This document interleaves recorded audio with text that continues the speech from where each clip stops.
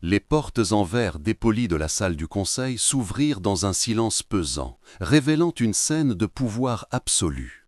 Autour de l'imposante table en acajou, les visages les plus influents de la finance parisienne étaient tournés vers un seul homme, Arthur, son mari, qui se tenait au bout, rayonnant d'une confiance en soi presque palpable.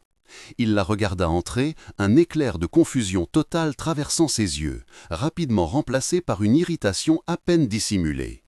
Qu'est-ce que sa femme, cet accessoire décoratif qu'il exhibait dans les galas, faisait ici, dans son sanctuaire, le jour le plus critique de l'histoire de son entreprise? Il pensait qu'elle n'était qu'un joli visage, une présence silencieuse destinée à valider son succès. Mais aujourd'hui, alors que l'avenir de son empire était en jeu, Clara n'était pas venue en tant qu'épouse. Elle avança d'un pas assuré sur la moquette épaisse, son tailleur impeccable contrastant avec les costumes sombres des hommes qui la dévisageaient. L'avocat d'Arthur blêmit légèrement en la voyant. Elle tenait un simple dossier en cuir, mais dans cette pièce où se négociaient des milliards, cet objet anodin semblait peser plus lourd que tout l'or de la Banque de France. Elle était venue réclamer ce qui lui était dû, et personne dans cette pièce n'était préparé à la véritable nature de sa visite.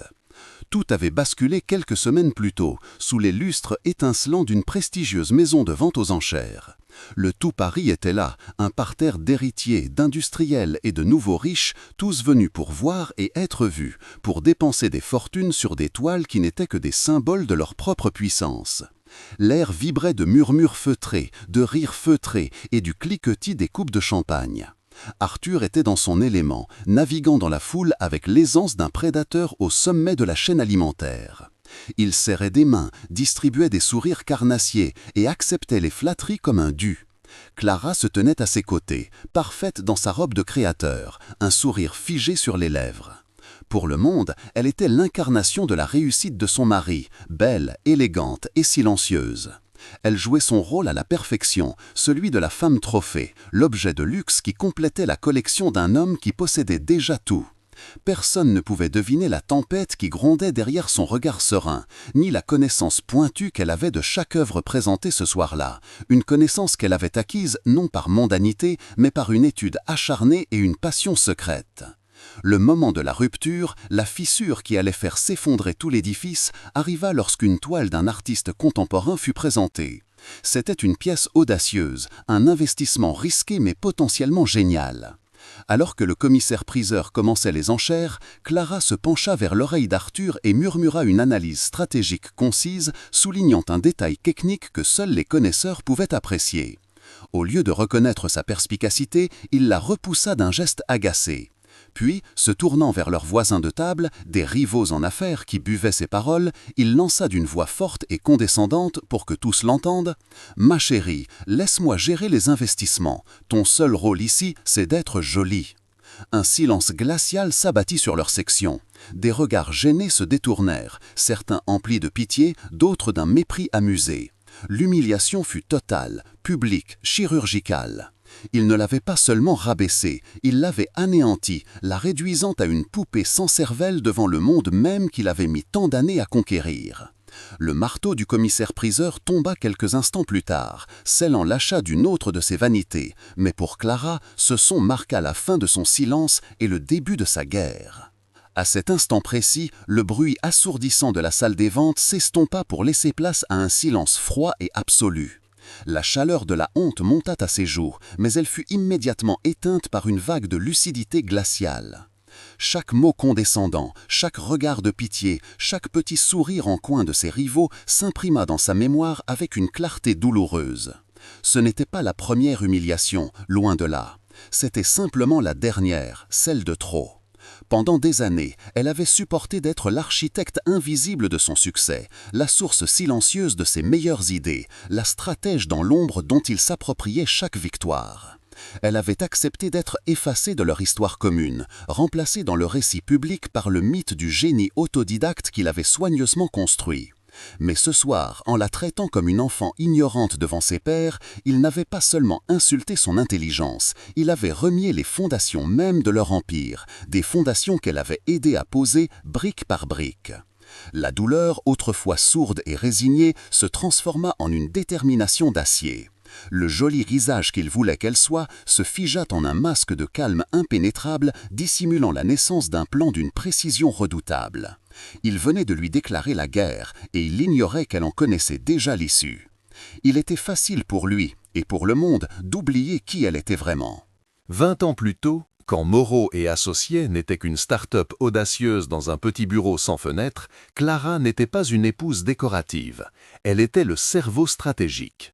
C'est elle qui passait des nuits blanches à analyser les marchés, à peaufiner les plans d'affaires et à préparer les argumentaires qui avaient convaincu les premiers investisseurs de leur faire confiance.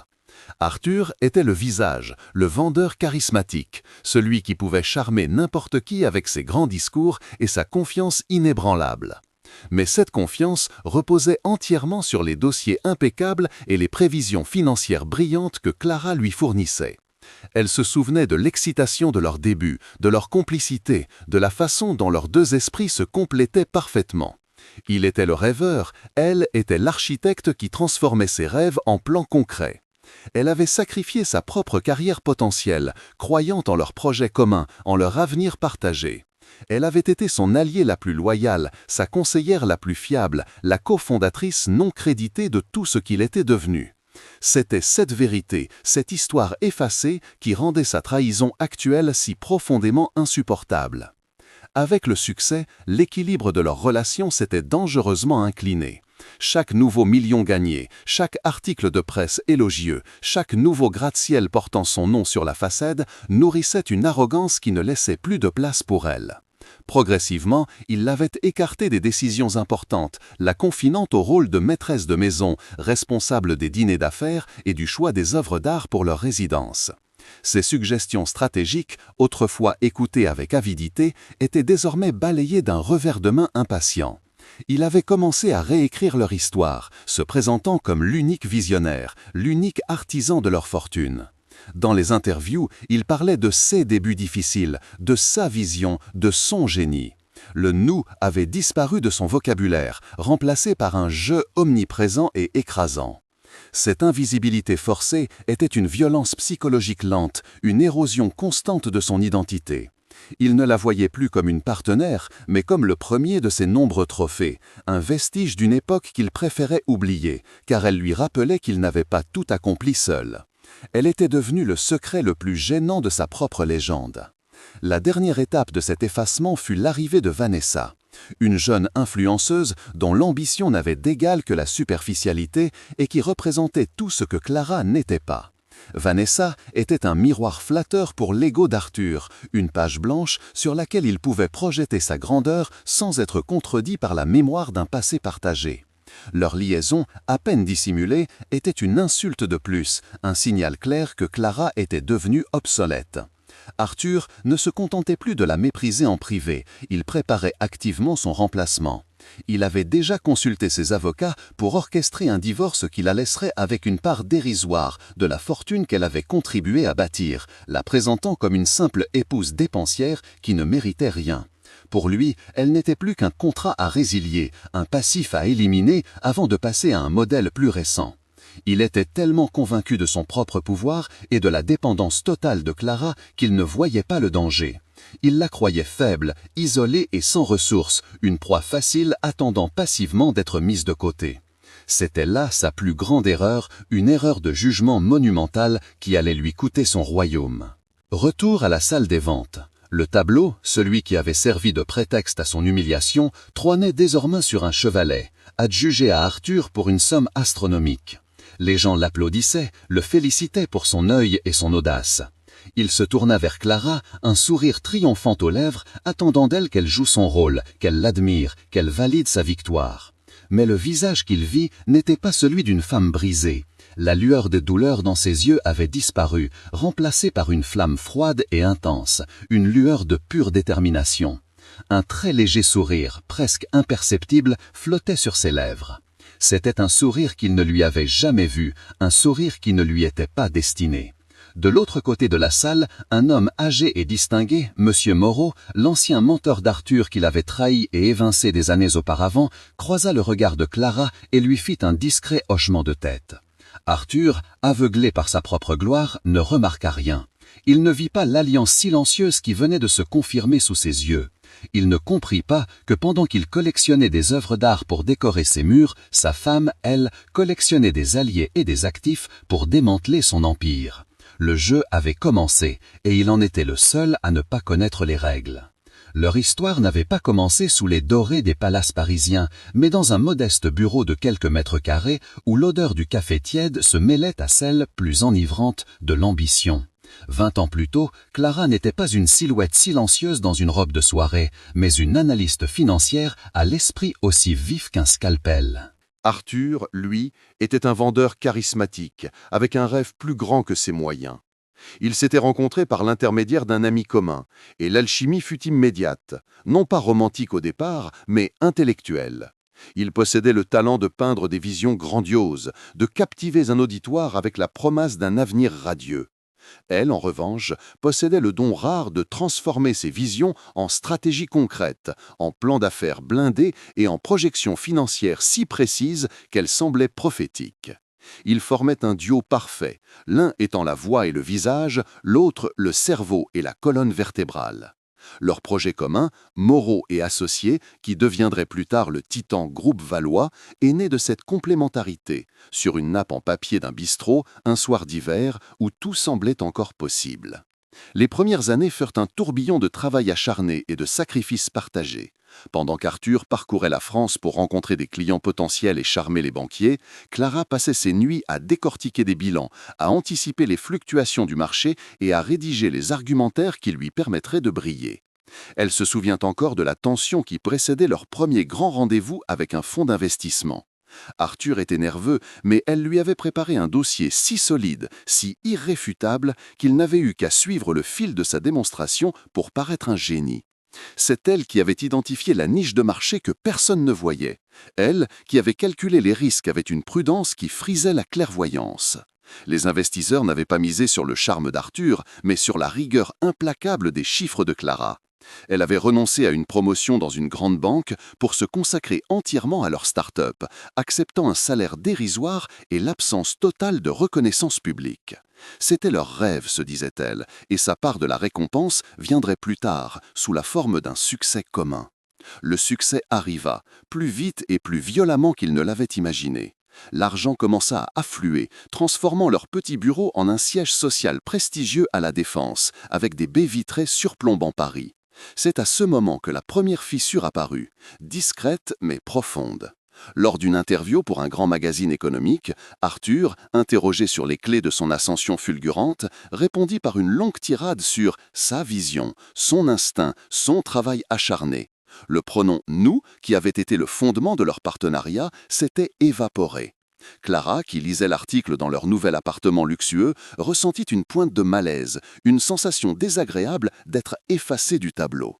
Quand elle lui en fit la remarque, il balaya son inquiétude d'un geste de la main, prétextant que l'image du leader unique était plus forte pour la marque. « C'est juste du marketing, ma chérie », lui avait-il dit avec un sourire désarmant. « Toi et moi, on sait la vérité. » Mais la vérité, elle, commençait déjà à s'éroder sous le poids de son ego grandissant. À mesure que l'empire valois s'étendait, le rôle de Clara se rétrécissait. Arthur l'écarta progressivement des réunions stratégiques, arguant qu'elle devait se reposer, qu'elle n'avait plus à s'inquiéter de ces détails fastidieux. Ces analyses, autrefois la pierre angulaire de leurs décisions, étaient désormais qualifiées de trop prudentes ou de déconnectées des réalités du terrain. Il la cantonna au rôle d'épouse du PDG, une fonction non officielle mais exigeante qui consistait à organiser des dîners de gala, à décorer leurs multiples propriétés et à entretenir un réseau de relations mondaines. Elle devint la gardienne de leur image publique, la maîtresse de maison parfaite dont le bon goût et l'élégance rejaillissaient sur lui. Elle accepta ce nouveau rôle, se persuadant que c'était une autre manière de contribuer à leur succès. Mais au fond d'elle, elle sentait qu'on lui avait confisqué sa voix, qu'on l'avait déplacée du centre de commandement, la transformant d'architecte en simple ornement. Son intelligence, autrefois son plus grand atout, était devenue un secret embarrassant. La trahison la plus cruelle fut celle qu'il commit envers leur mentor commun, M. Moreau, l'homme qui leur avait prêté les premiers fonds et dont le nom figurait à l'origine sur la société. Moreau était un homme d'affaires de la vieille école, pour qui l'éthique et la parole donnée comptaient plus que tout. Lorsque l'entreprise atteignit une valorisation record, Arthur orchestra une manœuvre juridique complexe pour racheter les parts de Moreau à un prix bien inférieur à leur valeur réelle, profitant d'une clause obscure dans leur contrat initial. Il justifia cette éviction brutale en affirmant que les méthodes de Moreau étaient dépassées et freinaient la croissance. Clara fut horrifiée. Elle plaida la cause de leur bienfaiteur, rappelant à Arthur tout ce qu'il lui devait. Mais il fut intransigeant, la regardant avec une froideur qu'elle ne lui connaissait pas. Les affaires, Clara, il faut savoir couper les branches mortes. Ce jour-là, elle comprit que la loyauté pour Arthur n'était qu'une variable d'ajustement. S'il avait pu trahir l'homme qui l'avait lancé, il pourrait un jour la trahir elle aussi, sans le moindre remords. Son invisibilité devint presque totale le jour où elle lui présenta un projet d'acquisition qu'elle avait peaufiné pendant des mois.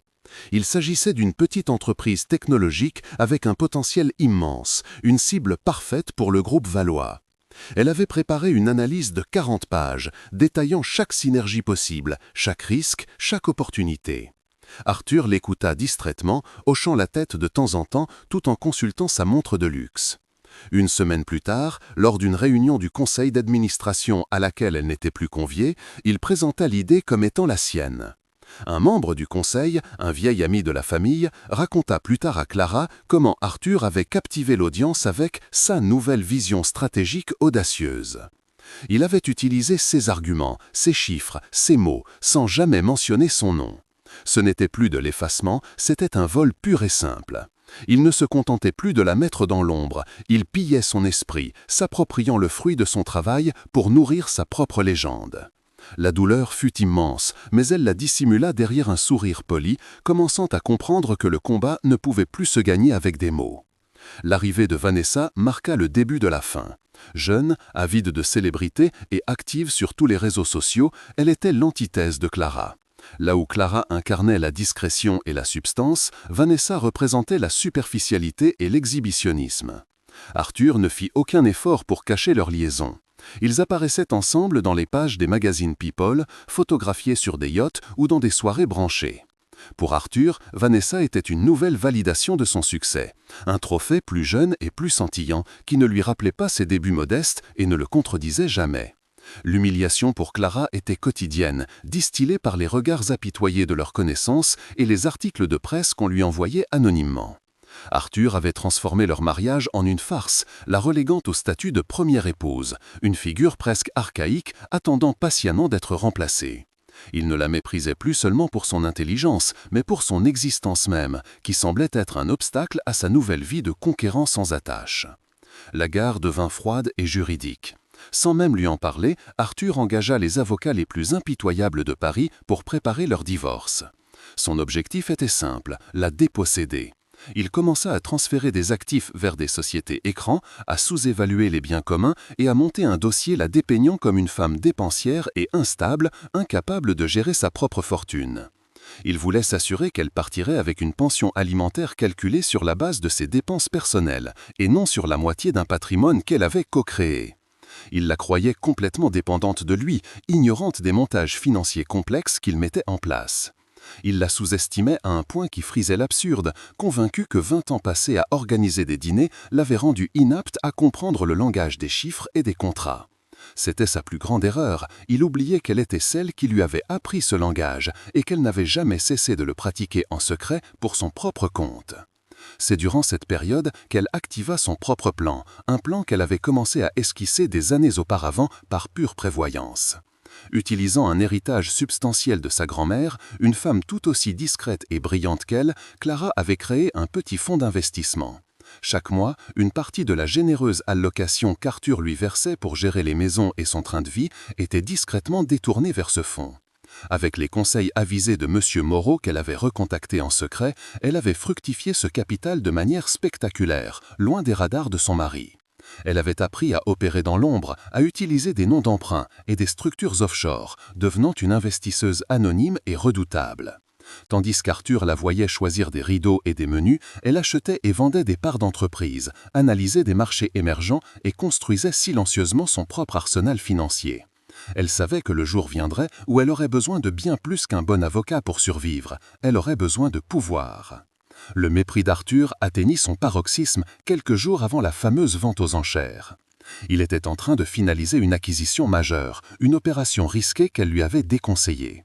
Dans un accès de frustration face à une complication inattendue, il s'en prit à elle. « Qu'est-ce que tu peux bien y comprendre ?» lui avait-il lancé, sa voix chargée de dédain. « Ton monde se limite aux fleuristes et aux traiteurs. Reste à ta place, Clara. Laisse les choses sérieuses à ceux qui savent. » Cette phrase, prononcée dans l'intimité de leur bureau à domicile, fut la dernière déclaration de guerre dont elle avait besoin.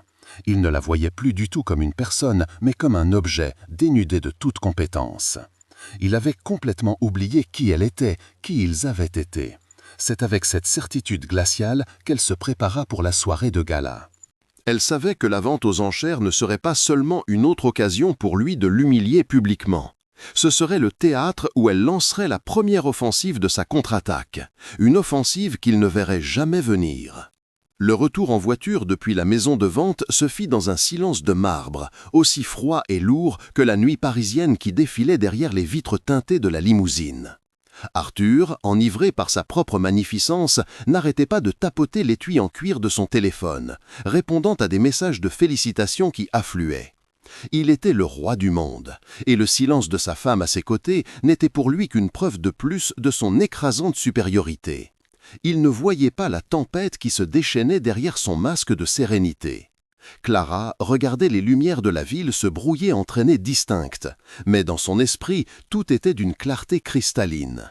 Chaque humiliation, chaque mot condescendant, chaque regard de pitié s'était solidifié en un bloc de détermination pure. La douleur avait cédé la place à une froide résolution.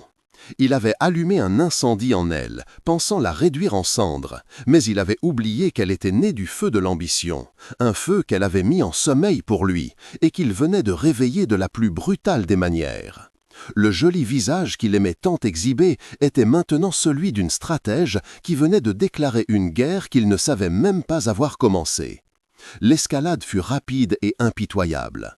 Une semaine plus tard, Arthur annonça nonchalamment au petit déjeuner qu'il avait décidé de « rafraîchir » la décoration de leur hôtel particulier du 16e arrondissement. Le mot « rafraîchir » était un euphémisme cruel pour « effacer ». Le lendemain, Vanessa arriva non pas en tant qu'invitée, mais en tant que maîtresse des lieux, un carnet de croquis à la main et un sourire triomphant aux lèvres. Elle parcourait les pièces où Clara avait passé 20 ans de sa vie, critiquant les choix de tissus, se moquant des meubles anciens et désignant d'un doigt manucuré tout ce qui devait disparaître. Clara était contrainte d'assister à ce démantèlement de son propre foyer, de son histoire. Arthur observa la scène avec une satisfaction à peine voilée, validant chaque suggestion de sa maîtresse. Il la transformait en une étrangère dans sa propre maison, une gardienne de musée sur le point d'être remplacée. Chaque objet mis au rebut, chaque tableau décroché était un coup de poignard symbolique, lui signifiant qu'elle était la prochaine sur la liste des choses dont il fallait se débarrasser pour faire place à la nouveauté. La sphère publique fut le théâtre de l'humiliation suivante. Clara siégeait depuis des années au conseil d'administration d'une fondation caritative prestigieuse, un rôle qu'elle prenait très à cœur et où son sens de l'organisation faisait merveille. Un après-midi, Arthur la convoqua dans son bureau de la Défense, avec sa vue imprenable sur Paris. D'un ton faussement désolé, il lui expliqua que la fondation avait besoin d'un nouveau souffle, d'une image plus jeune et dynamique pour attirer de nouveaux donateurs. Il lui demanda de démissionner. La vérité, bien sûr, était que Vanessa convoitait ce poste, y voyant une occasion parfaite d'ajouter une touche de respectabilité à son image d'influenceuse. Clara sentit le sol se dérober sous ses pieds. Ce n'était pas seulement une éviction, c'était une négation publique de ses compétences et de son dévouement. Elle était licenciée de son rôle d'épouse respectable, jugée obsolète et sans style, bonne à être mise au placard. Elle accepta avec une dignité glaciale, mais en sortant de cet immense bureau de verre, elle se sentit plus petite et plus invisible que jamais. Une simple note de bas de page dans la biographie grandiose qu'il était en train d'écrire pour lui-même. Le week-end suivant, lors d'un dîner de famille dans leur domaine de campagne, la cruauté se fit plus intime, plus personnelle. Vanessa était là, installée à la droite d'Arthur, comme si elle avait toujours occupé cette place. Au milieu du repas, elle leva sa main pour admirer l'énorme diamant qu'il venait de lui offrir, un caillou ostentatoire qui captait la lumière de tous les lustres. Son regard se posa alors sur la main de Clara, sur l'alliance simple et élégante qu'Arthur lui avait passée au doigt 20 ans plus tôt. D'une voix mielleuse, mais audible par toute la tablée, Vanessa lança « Oh Clara, votre bague est si classique, c'est touchant de voir à quel point les choses étaient plus modestes à l'époque. » Un silence gêné tomba sur la table. Les membres de la famille d'Arthur, lâches et opportunistes, échangèrent des regards fuyants ou esquissaient de petits sourires complissants. Arthur, lui, ne dit rien. Son silence fut une approbation, une validation de l'insulte. Il laissa cette femme, cette usurpatrice, se moquer du symbole même de leur union, de leur histoire commune. Pour Clara, cette bague représentait les sacrifices, les nuits blanches, les fondations de l'Empire. Pour eux, ce n'était plus qu'une relique démodée, un vestige d'un passé qu'ils s'empressaient d'enterrer. Cette même fin de semaine, son statut au sein de la famille fut redéfini de la manière la plus humiliante qui soit. Alors qu'Arthur et Vanessa recevaient les compliments de ses cousins et de ses oncles sur leurs projets d'avenir, Clara se retrouva inexplicablement cantonnée à un rôle de service. Sa belle-sœur lui demanda d'aller chercher un châle pour sa mère frileuse. Son neveu lui tendit son verre vide sans même la regarder, attendant qu'elle le remplisse. Elle passa la soirée à s'assurer que les enfants ne manquaient de rien, à vérifier que le personnel de maison suivait les instructions, à jouer le rôle d'une intendante invisible pendant que la fête battait son plein autour de la nouvelle reine. Personne ne lui adressait la parole pour autre chose qu'une requête. Elle n'était plus la maîtresse de maison, ni même un membre de la famille. Elle était devenue une employée non rémunérée, une présence fonctionnelle dont on ne remarquait l'existence que lorsqu'on avait besoin de quelque chose. Cette invisibilité était peut-être pire que les insultes directes. Elle était devenue un fantôme dans sa propre vie, hantant les couloirs d'un bonheur qui n'était plus le sien, totalement et irrémédiablement effacé du tableau familial. L'assaut final se déplaça sur le terrain financier. Un matin, un coursier lui livra une enveloppe glacée provenant du cabinet d'avocats le plus redouté de Paris. À l'intérieur, une proposition de convention de divorce qui était une insulte à son intelligence et à son histoire. Arthur lui offrait une pension alimentaire dérisoire, calculée sur la base de ses dépenses personnelles, et une somme forfaitaire qui représentait moins de 1% de la fortune qu'elle avait aidé à construire. Le document la décrivait comme une simple épouse au foyer, sans aucune contribution significative à la croissance du groupe Valois. C'était la réécriture officielle de leur histoire, couchée sur un papier timbré et prête à être validée par la loi. Le même jour, elle découvrait que sa carte de crédit principale avait été annulée et que l'accès au compte joint lui avait été révoqué. Il ne lui laissait que son allocation personnelle, une somme qu'il jugeait suffisante pour une femme de son rang, mais qu'il savait trop faible pour qu'elle puisse mener une défense juridique sérieuse contre lui. Il ne cherchait pas seulement à la quitter, il cherchait à la briser, à la laisser sans ressources, la forçant à accepter ses miettes par pure nécessité. Elle tenta une dernière fois de faire appel à l'homme qu'elle avait connu, à l'ombre de ce partenaire avec qui elle avait rêvé de conquérir le monde. Elle le confronta dans la bibliothèque, le seul endroit de la maison que Vanessa n'avait pas encore touché. Elle lui parla de leur début, de leurs sacrifices, des pronasses qu'ils s'étaient faites. Sa réponse fut d'une froideur chirurgicale, dénuée de toute émotion. « Clara, soyons réalistes, dit-il en ajustant ses boutons de manchette. Notre mariage a été un excellent partenariat d'affaires. Tu as été un bon investissement au début, je te l'accorde. Mais les investissements ont un cycle de vie. Le tien est terminé. Tu es devenu un actif déprécié. » Chaque mot était un éclat de verre.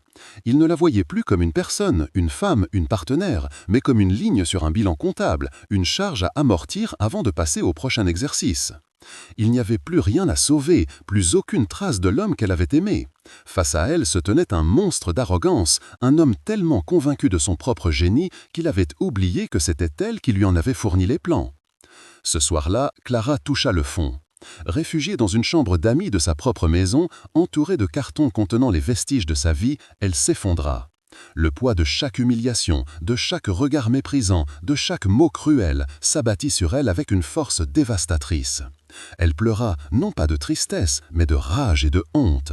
La honte de s'être laissée effacer, d'avoir cru en la loyauté d'un homme qui n'en avait aucune. La honte de voir ce qu'elle était devenue, une femme de 40 ans, sur le point d'être jetée à la rue, dépossédée de son foyer, de sa dignité et de son avenir. Elle se regarda dans le miroir et vit le visage d'une vaincue, les yeux rougis, les traits tirés par le chagrin. C'était l'image exacte que Arthur voulait voir, l'image d'une femme brisée, incapable de se battre. Elle se sentit submergée par une envie de disparaître, de s'évanouir pour ne plus jamais avoir à affronter le regard triomphant de ses bourreaux. C'était la nuit la plus sombre de son âme, le point de rupture absolue où tout semblait perdu. Mais c'est au cœur de cette obscurité totale que quelque chose d'inattendu se produisit. Alors que les larmes cessaient de couler, remplacées par un vide glacial, une voix lointaine résonna dans sa mémoire. C'était la voix de sa grand-mère, une femme forte et pragmatique qui lui avait légué bien plus que de l'argent. « Ma chérie, disait cette voix, le plus grand pouvoir est celui que personne ne te voit posséder. Laisse-les te sous-estimer, c'est là que réside ta plus grande force. » Une étincelle s'alluma dans le vide. Elle pensa à son fonds d'investissement secret, cet empire financier qu'elle avait bâti dans l'ombre, patiemment, année après année. Elle pensa à M. Moreau, son allié fidèle, qui attendait son signal. Elle pensa au plan qu'ils avaient échafaudé, à la vulnérabilité d'Arthur qu'elle seule connaissait. Soudain, le désespoir se mua en une énergie froide et puissante. Son reflet dans le miroir changea. Les larmes avaient lavé la défaite de son visage, ne laissant place qu'un calme mortel. La femme brisée avait disparu. À sa place se tenait une reine, sur le point de reconquérir son royaume. Le lendemain matin, Clara descendit pour le petit déjeuner avec une sérénité qui déconcerta Arthur. Elle lui annonça d'une voix douce et soumise qu'elle acceptait ses conditions pour le divorce. Elle ne discuterait rien, elle voulait juste que tout se termine rapidement. Il la regarda avec un mélange de pitié et de triomphe. Elle était exactement comme il l'avait imaginé, faible, résignée, vaincue. Son ego enfla, le rendant aveugle et sourd à tout signal de danger. Pendant qu'il la regardait, avec le sourire suffisant d'un prédateur qui a finalement acculé sa proie, il ne vit pas la lueur d'acier dans ses yeux. Il ne comprit pas que sa soumission n'était pas une reddition, mais une manœuvre stratégique. Plus tard dans la journée, elle fit une seule valise, laissant derrière elle 20 ans de vie commune sans un regard en arrière. Arthur la regarda partir depuis la fenêtre de son bureau, un verre de whisky à la main, savourant sa victoire. Il ne savait pas qu'elle ne partait pas pour un exil misérable, mais pour son quartier général. Elle n'était plus l'épouse trophée, elle était Orion Capital, et elle venait pour tout prendre. La lourde porte de l'hôtel particulier se referma derrière elle dans un claquement sec, un son qui scellait la fin d'une vie et le début d'une guerre. Clara ne jeta pas un seul regard en arrière. Elle monta dans un taxi noir qui l'attendait, non pas avec la précipitation d'une fugitive, mais avec le calme d'une générale se rendant sur le champ de bataille. Le chauffeur, instruge à l'avance, s'éloigna sans un mot des avenues dorées du 16e arrondissement pour s'enfoncer dans le cœur plus discret et affairé du quartier de la Bourse. Elle ne se dirigeait pas vers un hôtel impersonnel ou l'appartement d'une amie compatissante. Sa destination était un immeuble haussmannien d'une élégance sobre, dont la façade ne laissait rien deviner des opérations financières qui se tramaient à l'intérieur. Cet appartement, acheté des années auparavant sous un nom de société, était son véritable foyer, son sanctuaire secret, le quartier général d'où elle allait lancer son offensive. En traversant Paris, elle ne voyait pas les monuments d'une ville qu'elle quittait, mais les cibles d'un territoire qu'elle s'apprêtait à conquérir, pierre par pierre, action par action. La femme brisée avait disparu pendant le trajet. Seule restait la stratège. Elle fut accueillie sur le seuil par M. Moreau. L'homme aux cheveux d'argent, autrefois le mentor trahi par Arthur, lui offrit un sourire paternel, mais empreint d'une gravité solennelle. Il n'y eut pas de mots de pitié, pas de questions sur son état émotionnel. Leur relation transcendait cela. Elle était bâtie sur un respect mutuel et une injustice partagée. Il la conduisit dans un vaste bureau tapissé de livres et d'écrans affichant des graphiques boursiers en temps réel. « Tout est prêt, Clara », dit-il simplement, sa voix grave résonnant avec une promesse de soutien indéfectible. « Orion attend vos ordres. » Orion, c'était le nom qu'elle avait choisi pour son fonds d'investissement secret, un nom de chasseur céleste, invisible pour la plupart, mais dont la puissance était astronomique. Moreau avait été son conseiller depuis le début, guidant ses premiers pas dans le monde de la haute finance, reconnaissant en elle l'étincelle de génie qu'Arthur avait si stupidement cherché à éteindre. En cet instant, dans ce bureau qui sentait le cuir l'ambition, leur alliance n'était plus seulement un pacte de vengeance, mais le conseil d'administration d'une nouvelle puissance en devenir, prête à remodeler l'équilibre du pouvoir. Le fondement de cette puissance ne venait pas d'Arthur, mais d'une lignée de femmes fortes et silencieuses. Tout avait commencé 10 ans plus tôt avec l'héritage de sa grand-mère Hélène, une femme de la campagne auvergnate qui, sous des dors simples, cachait un sens des affaires redoutable. Elle avait géré la ferme familiale avec une main de fer dans un gant de velours, investissant prudemment chaque franc gagné. En léguant sa fortune considérable à sa petite-fille, elle lui avait laissé une note manuscrite qui devint le credo de Clara. L'argent n'est pas fait pour être montré, mais pour acheter ta liberté. Ne dépends jamais d'un homme pour ta sécurité. Construis tes propres murs, ma chérie, si haut que personne ne puisse jamais les traverser sans ta permission. Clara avait pleuré en lisant ces mots, comprenant qu'ils étaient à la fois un cadeau et une prophétie. Elle n'avait jamais touché à cet argent pour les frivolités qu'Arthur lui accordait. Au lieu de cela, elle l'avait considéré comme un capital sacré, la première pierre d'une forteresse financière qu'elle bâtirait dans le plus grand secret, en prévision du jour où elle aurait besoin de bien plus qu'un toit, mais d'un royaume. C'est ainsi qu'Orion Capital Group vit le jour, une holding discrètement domiciliée au Luxembourg, un nom inconnu sur les registres parisiens. Pendant des années, Clara mena une double vie d'une discipline spartiate. En public, elle jouait le rôle de l'épouse parfaite, choisissant des menus pour des dîners de gala et opinant du chef aux conversations mondaines. En privé, dès qu'Arthur était en voyage d'affaires ou endormi, elle devenait une analyste financière impitoyable. La location généreuse qu'il lui versait pour ses petites dépenses n'allait pas chez les grands couturiers, mais était systématiquement virée sur des comptes cryptés puis injectée dans Orion. Avec l'aide de Moreau, qui lui ouvrit les portes de réseaux d'information inaccessibles, elle affina ses stratégies. Elle investit dans des technologies de rupture, des matières premières et des start-up prometteuses, diversifiant son portefeuille avec une prudence et une audace qui auraient impressionné Arthur lui-même s'il avait daigné la regarder autrement que comme un objet décoratif. Elle ne se contentait pas de faire fructifier son héritage, elle construisait un arsenal, une arme économique si puissante qu'elle pourrait, le moment venu, faire trembler les fondations même de l'Empire valois. L'humiliation de la vente aux enchères n'avait été que le signal. De retour dans le bureau avec Moreau, ils déployèrent sur la grande table en acajou les derniers rapports financiers du groupe valois.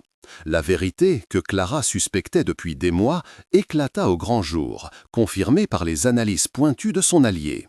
Dans sa quête insatiable de croissance et de prestige, Arthur avait commis l'erreur classique de l'arrogance. Il s'était surendetté.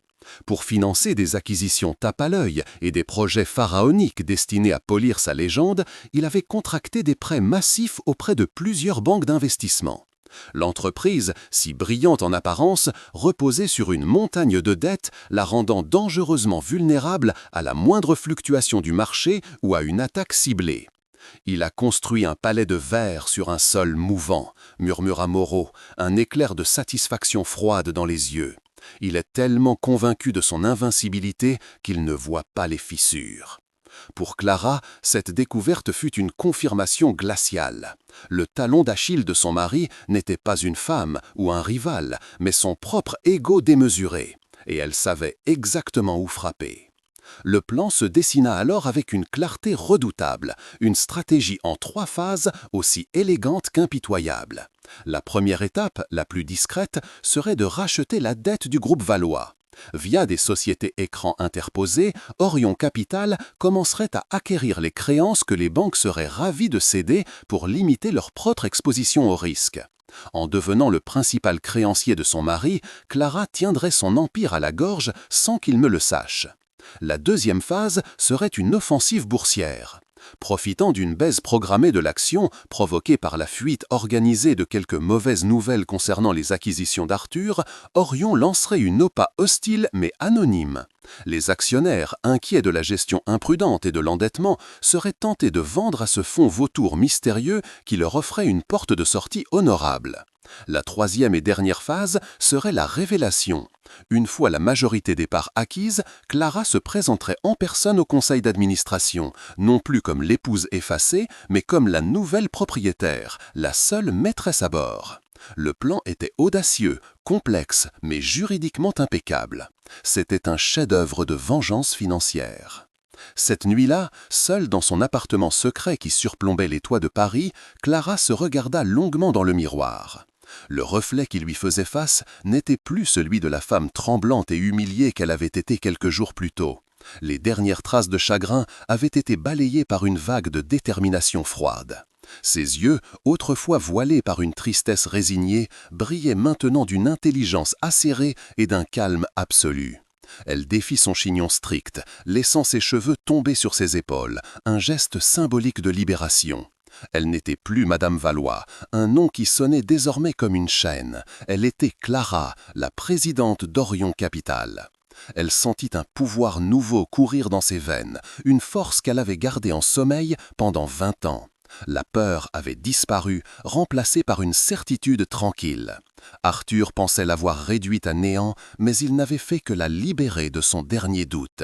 Il avait voulu effacer son existence, mais il avait en réalité donné naissance à son adversaire la plus redoutable, une ennemie qui connaissait chacune de ses faiblesses, chacun de ses secrets, et qui n'aurait aucune pitié. Pendant que Clara et Moreau peaufinaient les derniers détails de leur offensive, Arthur célébrait sa prétendue victoire. Il avait installé Vanessa dans l'hôtel particulier, organisant une réception extravagante pour présenter officiellement sa future nouvelle vie. Entouré de courtisans et de parasites qui riaient à ses plaisanteries, il leva son verre de champagne. À la fin des choses anciennes et au commencement de la véritable grandeur, déclara-t-il, son visage rayonnant d'autosatisfaction. Vanessa, parée de diamants, gloussa à ses côtés, déjà en train de planifier comment elle dépenserait la fortune. Arthur se sentait invincible, libéré du poids mort qu'était devenue Clara à ses yeux. Il imaginait son ex-femme terrée quelque part, pleurant sur son sort, dépendant de la maigre pension qu'il avait daigné lui accorder. Cette image le remplissait d'un sentiment de puissance délicieux. Il était si absorbé par sa propre gloire, si aveuglé par son arrogance, qu'il ne prêta aucune attention au rapport discret de son service financier mentionnant des mouvements inhabituels sur la dette de son entreprise. Ce n'était qu'un détail technique sans importance. Il ne pouvait pas imaginer un seul instant que le chasseur silencieux qui le traquait n'était autre que la proie qu'il croyait avoir abandonnée pour mort. Pendant qu'Arthur, aveuglé par sa propre grandeur, accélérait les démarches de son divorce et planifiait un mariage somptueux avec Vanessa, Clara opérait dans un univers parallèle, un monde de silence, de chiffres et de stratégies implacables. Il signait avec arrogance les papiers qui, croyait-il, la dépouillaient de tout, la réduisant à une note de bas de page de sa vie. Chaque signature sur un acte de transfert de biens vers ses comptes personnels était pour lui une affirmation de son pouvoir absolu. Il se voyait déjà libre, plus riche, avec une femme plus jeune à son bras, l'incarnation parfaite du succès qu'il méritait. Dans son esprit, Clara n'était plus qu'un souvenir embarrassant, une femme brisée se morfondant dans un petit appartement de location. Il ne prêta aucune attention à la légère baisse de l'action du groupe Valois, la mettant sur le compte d'une nervosité passagère du marché. Il était si haut qu'il ne sentait pas le sol se dérober sous ses pieds, ignorant que chaque document qu'il signait, pour l'exclure, la rapprochait un peu plus de son trône, car elle n'avait jamais cessé de lire les petits caractères de leur histoire commune. De son côté, Clara passait ses journées non pas à pleurer, mais à construire. Son quartier général n'était pas un salon de thé, mais le bureau austère et fonctionnel d'un cabinet d'avocats spécialisé en droit des sociétés, situé dans une rue discrète près de la place Vendôme. Là, entourée de juristes au visage impassible, qui ne la traitaient pas comme une femme bafouée, mais comme une cliente puissante, elle examinait chaque clause, chaque statut, chaque bilan. Elle signait des documents, mais les siens étaient d'ordre d'achat, des procurations et des mandats pour sa holding luxembourgeoise, Orion Capital.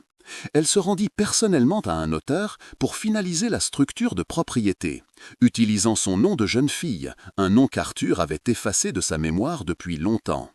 Chaque signature était un coup de marteau silencieux, forgeant les chaînes qui allaient bientôt entraver son mari. Elle ne laissait aucune trace, chaque transaction étant protégée par des couches de confidentialité juridique. Pendant qu'ils démantelaient leur passé, elle construisait l'avenir. Un avenir où elle serait la seule actionnaire de leur destin commun et lui, un simple souvenir. La première manœuvre fut d'une élégance redoutable. Agissant sur les conseils de Moreau, Orient Capital commença à racheter discrètement la dette du groupe Valois sur le marché secondaire. Les banques, de plus en plus nerveuses face à la gestion agressive et aux investissements risqués d'Arthur, furent plus qu'heureuses de vendre ces créances à un fonds inconnu, limitant ainsi leur propre exposition. En quelques semaines, sans qu'un seul article de presse n'en fasse l'écho, Orient Capital devint le principal créancier de l'empire d'Arthur. Il devait maintenant de l'argent, des centaines de millions d'euros, à sa propre femme. Un de ses directeurs financiers lui fit part de ces mouvements inhabituels, notant qu'un seul acheteur semblait consolider leurs dettes. Arthur balaya l'information d'un revers de main lors d'une réunion. « C'est un fonds vautour qui parie sur notre redressement. Qu'ils achètent, cela montre que le marché a confiance en moi. » Son ego transforma un signal d'alarme mortel en une flatterie, une preuve de plus de son génie. Il ne pouvait imaginer que le vautour qui tournait au-dessus de sa tête avait le visage de l'ange qu'il avait chassé de son paradis. Pendant ce temps, la vie à l'hôtel particulier était devenue une parodie de bonheur. Vanessa, ivre de son nouveau statut, avait entrepris une rénovation complète, remplaçant le goût sobre et élégant de Clara par un style ostentatoire et criard, un mélange de dorures et de marbre qui reflétait parfaitement sa personnalité. Elle organisait des séances photos pour les magazines People dans les salons, posante comme la nouvelle reine des lieux, tandis qu'Arthur la regardait avec l'adoration d'un homme qui contemple son plus beau trophée. Il la couvrait de cadeaux, chaque bijou, chaque voiture de sport était une nouvelle insulte lancée au souvenir de Clara. Un soir, lors d'un dîner avec des amis, il plaisanta lourdement. Clara passait son temps à lire des livres sur l'art et l'histoire. Vanessa, elle, sait lire un relevé de carte de crédit. C'est bien plus utile, n'est-ce pas? Les rires gras de l'assistance résonnèrent dans la pièce. Cette blague, il l'ignorait, était d'une ironie prophétique. Clara, en effet, avait appris à lire les chiffres, mais ceux qui comptaient vraiment. Les bilans de son entreprise, les cours de la bourse et le décompte final avant sa chute. Loin de ce tumulte superficiel, Clara renforçait ses alliances. Ces rencontres avec M. Moreau n'étaient plus seulement des séances de conseil, mais de véritables conseils de guerre. Dans le salon feutré du vieil homme, ils analysaient les courbes boursières, planifiant le moment exact pour lancer la deuxième phase de l'attaque, l'offre publique d'achat hostile. Moreau, grâce à son réseau intact d'anciens cadres et d'analystes qui méprisaient l'arrogance d'Arthur, obtenait des informations cruciales sur le moral interne de l'entreprise et sur les projets secrets de son ancien protégé. Clara, de son côté, avait recontacté discrètement les héritiers de certains des premiers investisseurs, des familles qu'Arthur avait négligées ou traitées avec condescendance. Elle ne leur demanda rien, se contentant de raviver de vieilles loyautés et de leur rappeler qui, à l'origine, avait réellement garanti la solidité de leurs investissements. Elle ne rassemblait pas une armée, mais une coalition silencieuse d'actionnaires mécontents, prêts à vendre leur part au premier signe de faiblesse. Elle tissait sa toile, fil après fil, dans l'ombre, préparant le piège parfait. Le signal fut donné un lundi matin. Profitant de la publication de résultats trimestriels décevants, une conséquence directe d'une des acquisitions hasardeuses d'Arthur, Orient Capital lança officiellement son OPA hostile sur le groupe Valois. La nouvelle tomba comme une bombe sur la place financière de Paris. Le nom Orient Capital, inconnu de tous, alimenta toutes les spéculations. On parlait d'un fonds américain, d'un conglomérat chinois, d'un oligarque russe. Arthur entra dans une fureur noire. Être attaqué ainsi sur son propre terrain par un ennemi sans visage était l'affront ultime. Il mobilisa ses banquiers, ses avocats, ses communicants, jurant de détruire ce parasite. Il passa des jours et des nuits au bureau, enchaînant les réunions de crise, essayant de consolider ses appuis auprès des actionnaires. Mais il prêchait dans le désert. L'offre d'Orion était généreuse et la confiance en son leadership s'érodait rapidement. Il se battait contre un fantôme, un prédateur invisible qui semblait connaître chacune de ses faiblesses, anticipant chacune de ses parades avec une précision chirurgicale. L'ironie était totale. Il était enfin confronté à un esprit stratégique aussi brillant que le sien, sans se douter qu'il s'agissait de celui qu'il avait jeté aux oubliettes. Acculé, Arthur joua sa dernière carte. Il convoqua une réunion extraordinaire du conseil d'administration. Son plan était audacieux, annoncer un projet de fusion avec un groupe concurrent, une manœuvre défensive classique pour diluer l'actionnariat et rendre l'OPA d'Orion caduque. Pour lui, c'était un coup de poker de génie, la preuve qu'il était toujours le maître du jeu.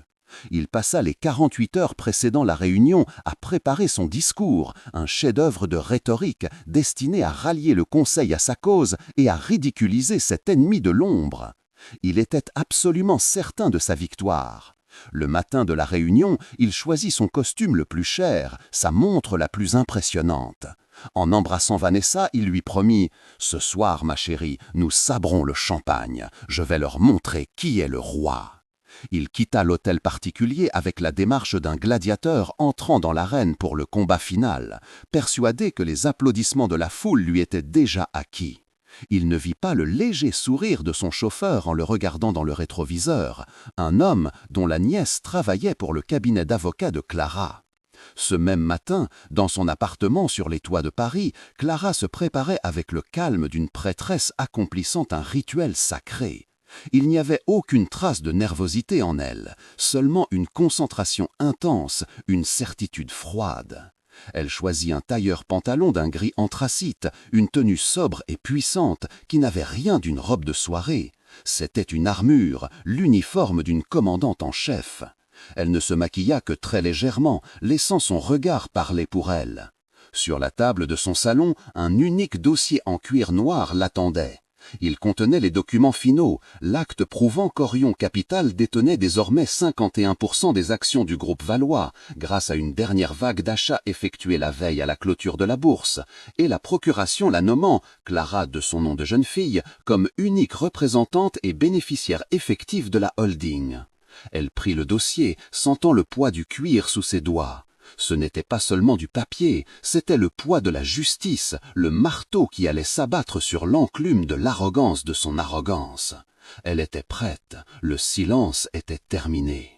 Le décor était planté pour l'acte final, tandis qu'Arthur traversait Paris dans sa berline de luxe, répétant les phrases chocs de son discours. Les membres du conseil d'administration convergeaient vers le siège de la Défense, leurs visages graves et tendus, se demandant s'ils assistaient à la chute ou au sauvetage d'un empire.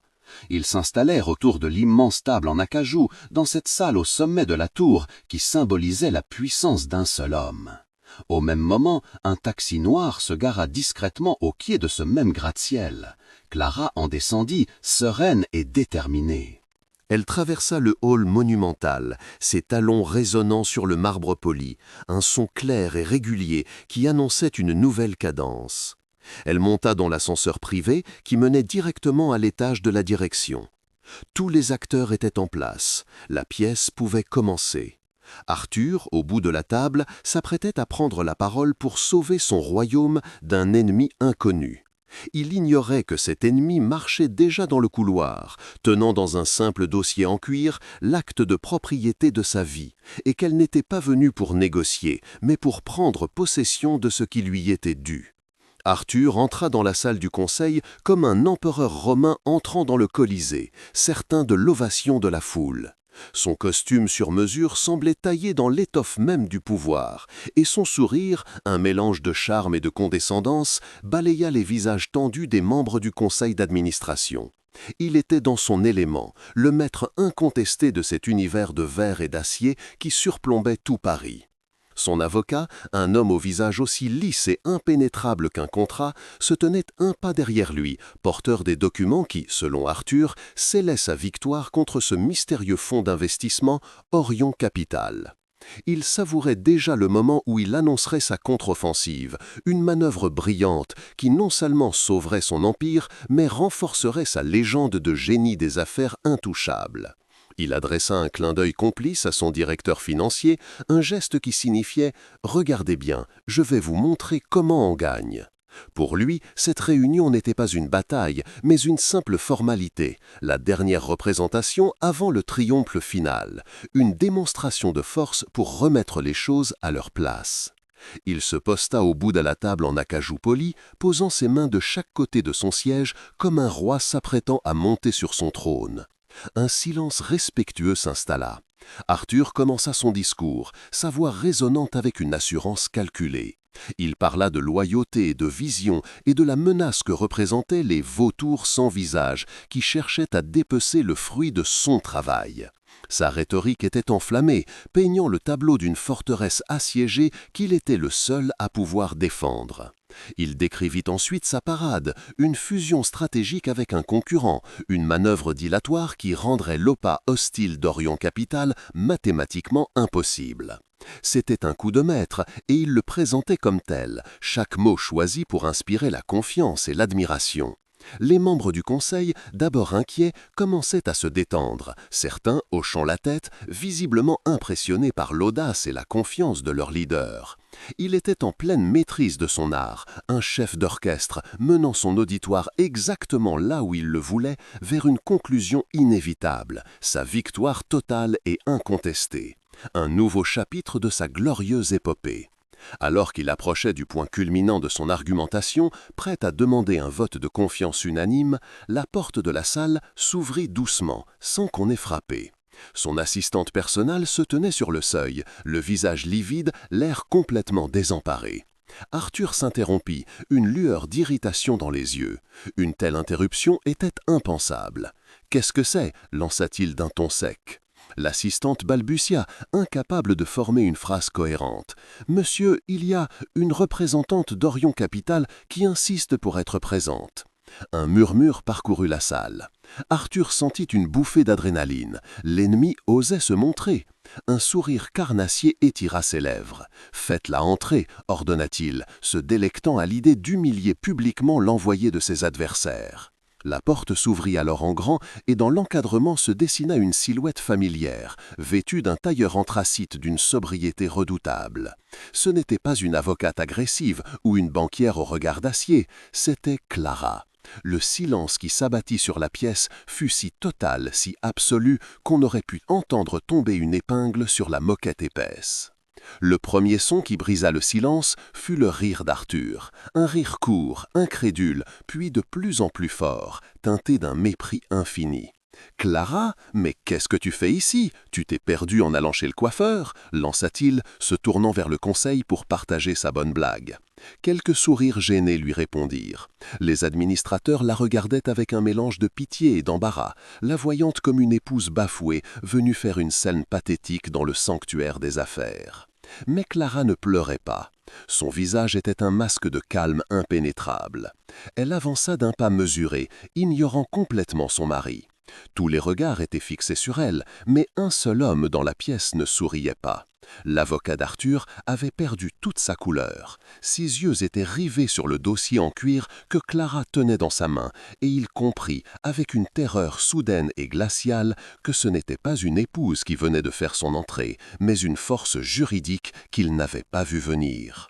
Sans un mot, Clara contourna la longue table et s'arrêta au centre, directement face à Arthur. Elle posa son dossier sur l'acajou poli avec un bruit mat qui résonna dans le silence. Lentement, elle l'ouvrit. À l'intérieur, il n'y avait pas de photos de famille ou de lettres d'amour déchirées, mais une liasse de documents officiels frappés de sceaux et de signatures. Elle les sortit un par un, les disposant devant elle comme un joueur de poker abattant une quinte floche royale. Le premier était un certificat de la Bourse de Luxembourg, attestant de la propriété totale d'Orion Capital Group. Le deuxième était un relevé de transactions détaillant le rachat de plus de la moitié de la dette du groupe Valois. Le troisième, le plus important, était l'acte de transfert finalisant l'acquisition, via le marché, de 51% des actions de la société. Chaque page qu'elle posait sur la table était un clou dans le cercueil de l'Empire d'Arthur. Les murmures cessèrent, remplacés par une stupéfaction haletante. Les membres du conseil se penchaient en avant, leurs yeux passant des documents à son visage impassible, commençant à comprendre l'ampleur inimaginable de ce qui était en train de se produire. Clara leva enfin les yeux, non pas vers Arthur, mais vers le vice-président du conseil, un homme âgé et respecté. Sa voix, quand elle parla, était dénuée de toute émotion.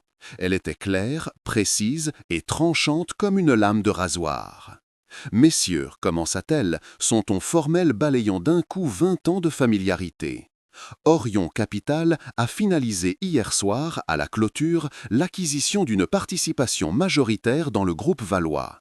Ces documents le prouvent. » Elle fit glisser les papiers vers le centre de la table. Orion détient désormais 51% des droits de vote. Elle fit une pause, laissant le poids de cette information s'installer. Puis, elle sortit un dernier document de son dossier, une procuration notariée. « Et voici le mandat qui me nomme, Clara Dubois », elle utilisa son nom de jeune fille, un nom qu'Arthur n'avait pas entendu depuis décennies, comme unique représentante et bénéficiaire effective de cette participation. À compter de cet instant, c'est moi qui préside cette assemblée. Le choc fut si violent qu'il était presque physique, une onde de choc invisible qui parcourut toute la salle et frappa chaque personne présente en plein cœur. Le visage d'Arthur passa par toutes les couleurs de l'incrédulité, le rouge de la fureur, le blanc de la panique, le gris de la défaite. « C'est impossible, c'est absurde, d'où viendrait l'argent ?» balbutia-t-il, sa voix autrefois si puissante réduite à un murmure étranglé. Il se tourna vers son avocat, cherchant un démenti, une faille, n'importe quoi.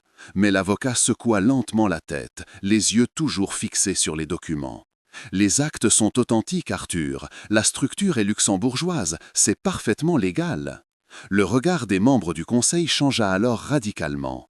La pitié fit place à une admiration craintive. Ces hommes, pragmatiques et impitoyables, ne voyaient plus une femme trompée, mais une stratège de génie qui avait orchestré le coup le plus audacieux de l'histoire financière récente. Ils comprirent que pendant qu'Arthur se pavanait dans les soirées mondaines, sa femme, celle qu'il traitait comme un objet décoratif, était en train de racheter son royaume sous son nez. L'humiliation d'Arthur fut totale, non pas à cause d'une liaison ou d'un scandale, mais parce qu'il avait été surclassé, anéanti sur son propre terrain par l'intelligence qu'il avait passé sa vie à mépriser. Clara laissa le silence s'épaissir, savourant la chute de l'homme qui avait tenté de la détruire. Puis, elle le regarda enfin, droit dans les yeux. Pour la première fois, il ne vit pas en elle la soumission ou la tristesse, mais le regard froid d'une juge rendant son verdict. « Le premier point à l'ordre du jour de cette nouvelle assemblée, annonça-t-elle d'une voix qui ne tremblait pas, est la révocation immédiate du président directeur général pour faute de gestion grave et mise en péril délibérée des actifs de la société. » Elle marqua une pause, chaque seconde étirant le supplice d'Arthur. Il ouvrit la bouche pour protester, pour crier, mais aucun son ne sortit. Elle leva une main pour lui imposer le silence, un geste de pouvoir absolu. « Asseyez-vous, Arthur, dit-elle, sa voix baissant d'un ton, devenant presque intime, mais chargée d'un mépris glacial. Vous n'avez plus aucun pouvoir ici. Votre opinion n'a plus la moindre importance. » Ces mots, prononcés avec un calme mortel, furent plus dévastateurs que n'importe quelle insulte. Il ne le chassait pas seulement de son poste, il niait son existence même. Sans lui accorder un autre regard, Clara se dirigea vers le fauteuil présidentiel au bout de la table. Arthur, comme un automate vidé de son âme, recula d'un pas, lui cédant la place. Elle s'assise et le simple fait de prendre ce siège modifia l'équilibre de la pièce. Le pouvoir venait de changer de main de manière visible et irrévocable. Les membres du Conseil, après une seconde d'hésitation, redressèrent leur dossier et tournèrent leur attention vers elle, leur visage exprimant déjà une nouvelle forme de loyauté, celle que l'on accorde aux vainqueurs. Arthur resta debout, seul et exposé au milieu de la pièce, soudainement étranger dans ce qui avait été son royaume. Il n'était plus le PDG, le maniaque, le génie. Il n'était plus rien. Clara, quant à elle, regarda les visages de ses nouveaux subordonnés, un très léger sourire flottant sur ses lèvres. « Bien, messieurs, dit-elle, sa voix résonnante avec l'autorité tranquille de celle qui a attendu son heure et qui est enfin arrivée à sa place. Commençons, nous avons une entreprise à reconstruire. La vengeance n'était pas seulement accomplie, une nouvelle ère venait de commencer. La chute d'Arthur fut aussi rapide et silencieuse que l'avait été l'ascension de Clara. À l'instant où elle prononça sa révocation, le masque de puissance qui constituait son visage se fissura, révélant un homme vidé de toute substance. Les membres du conseil, ces mêmes hommes qui, quelques minutes plus tôt, buvaient ses paroles, détournèrent le regard, leur visage se recomposant en masque de neutralité pragmatique.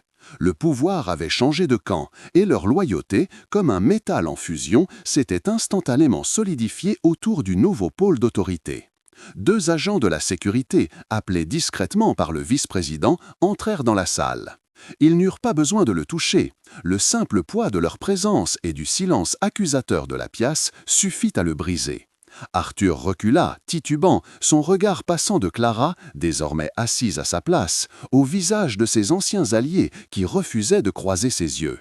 Il sortit de la salle qu'il considérait comme son sanctuaire, non pas comme un roi déchu, mais comme un fantôme, escorté hors de son propre empire, laissant derrière lui le son clair de la voix de Clara qui commençait déjà à dicter les nouvelles directives pour redresser l'entreprise.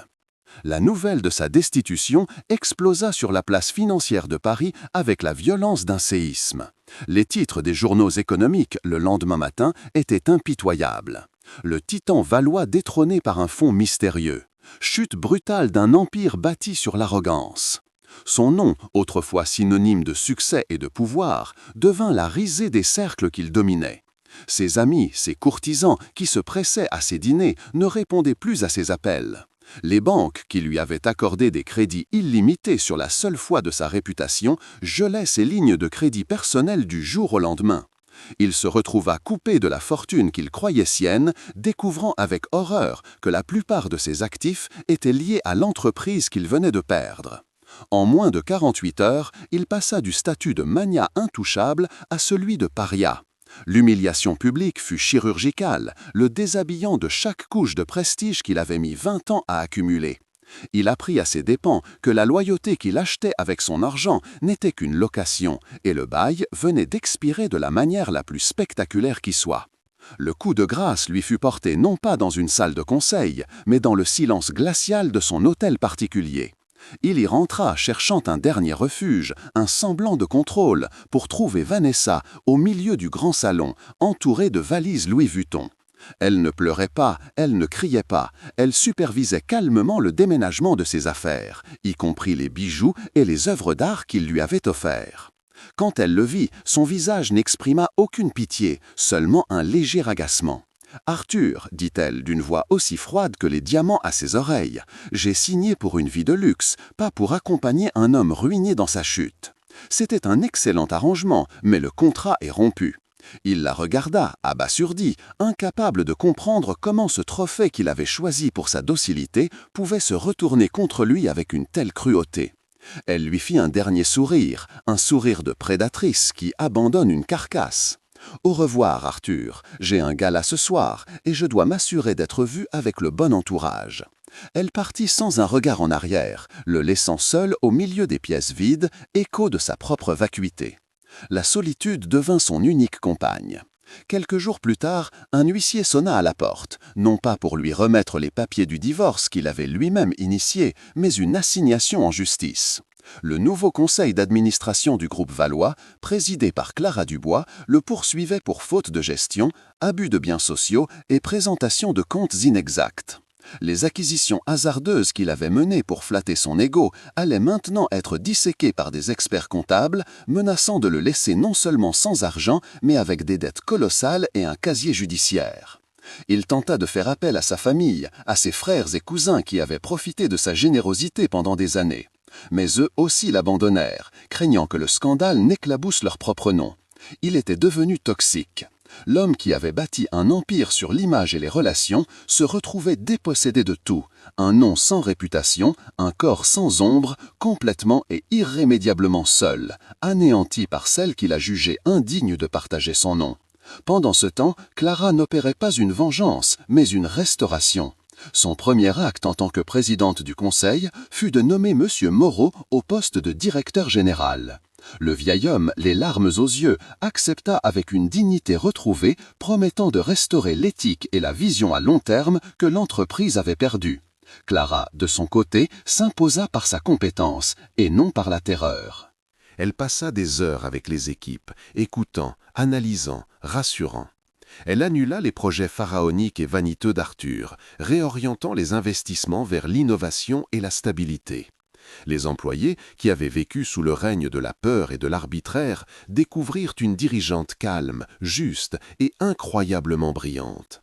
Elle ne prit pas le bureau panoramique d'Arthur, le laissant vide comme le symbole d'une ère révolue.